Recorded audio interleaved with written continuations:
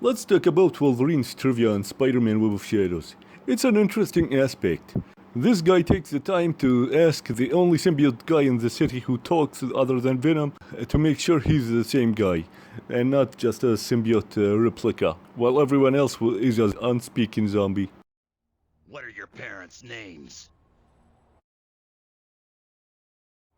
Richard and Mary. That's sure not in my online wiki entry. My nose doesn't lie. One of the choices is Richard and Mary. They saved him when they were agents. Richard and Mary were double agents. Whose killers did we track in Berlin?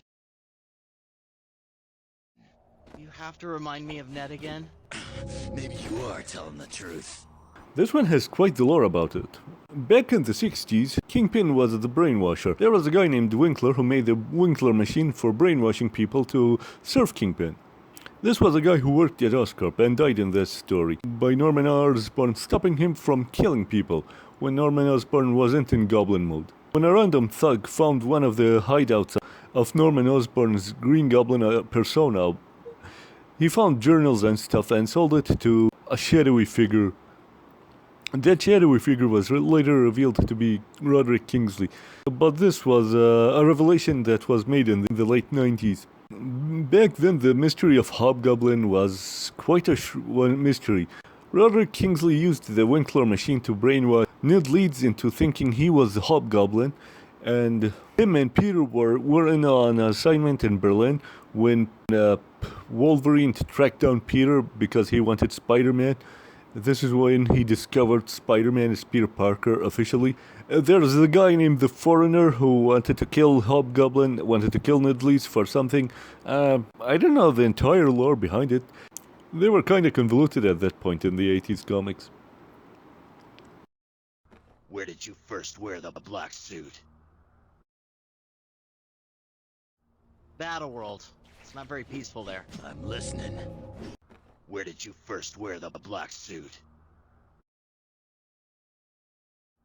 Battleworld. It's not very peaceful there. I'm listening. This isn't that complicated. In issue 8, Hulk had his banner brain before reverting back to Savage Hulk. This happened in the 80s, a decade before creating the character of Professor Hulk, who had the personality of Bruce Banner and a handsomer face, less gruffy face. This Hulk from Secret Wars had the gruffy face, regular gruffy face of Raging Hulk. This Banner Hulk showed Thor when Thor had his suit damaged, a sewing machine or something that renewed his costume, and told Spider-Man about it, who also had a damaged suit. And his web shooter was used for a device by Reed Richards to save them from a mountain range enchantress, I think, or someone dropped on them, on the heroes. Spider-Man went to the wrong device, and the symbiote was on him. It gave him organic weapon, but he didn't know back then that it was organic webbing developed by the suit itself, which was an alien. Why the suit was an alien? It was a joke by Roger Stern that he regretted after the creation of Venom. He doesn't like the character. So him and Sam Raimi share that opinion. Where's who declined joining the new Avengers? The red guy with the horns, duh. You're not yourself. So the Avengers got disassembled, and Marvel decided they need their premier team. That isn't an X-Men related one, or the Fantastic Four. They needed to sell the team comics, and they brought Electro to break in the raft. Sounds familiar? Yeah, it happened in the 2018 sort of game, where Spider-Man broke his arm in this first arc in this series, and Spider-Man got broken bones in the raft in that game. Captain America decided to collect the heroes that were involved in this. One of them is Daredevil.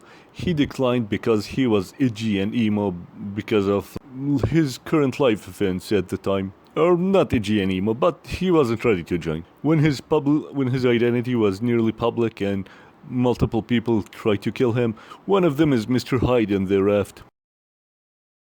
What is critical mass?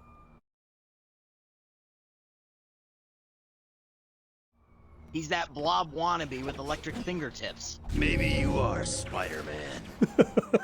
Critical mass is the funniest thing, the funniest question. There's a lot of X-Men lore I can't explain, and to save time I'm not gonna try to explain it.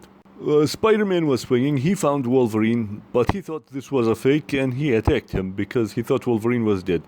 Why did he think Wolverine was dead? Well, the healing factor of Wolverine then was similar to that of Spider-Man. He healed faster than a normal person from cracked ribs and injuries like this. He wasn't the instantly regenerates his flesh that was amputated. Not at the time. Spider-Man realized, okay, after attacking Wolverine, yeah, this is the real Wolverine. And they entered the warehouse Wolverine was checking out. There was a really fat blob-like character who shot electricity from his fingertips. This guy used to bully Peter Parker and steal his lunch when they were in 2nd grade. And one of the characters in that story is... I can't believe I'm saying this.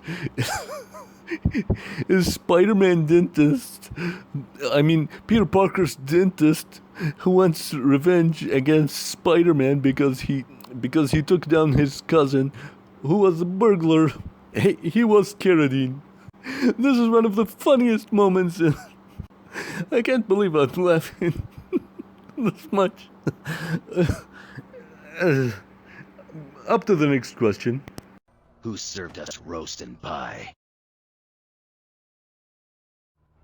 Aunt May, when you were in her house, that was weird. I've seen some strange things tonight.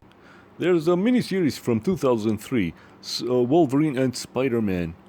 Nick Fury summoned Peter Parker from school, from his job as a teacher, to go on a mission, and there he found Wolverine and they went on the mission together. When the mission was done, Peter went back to his home. He was up in his Spider-Man suit in his Aunt May house, where she served them roast and said there was also pie and Wolverine was with him.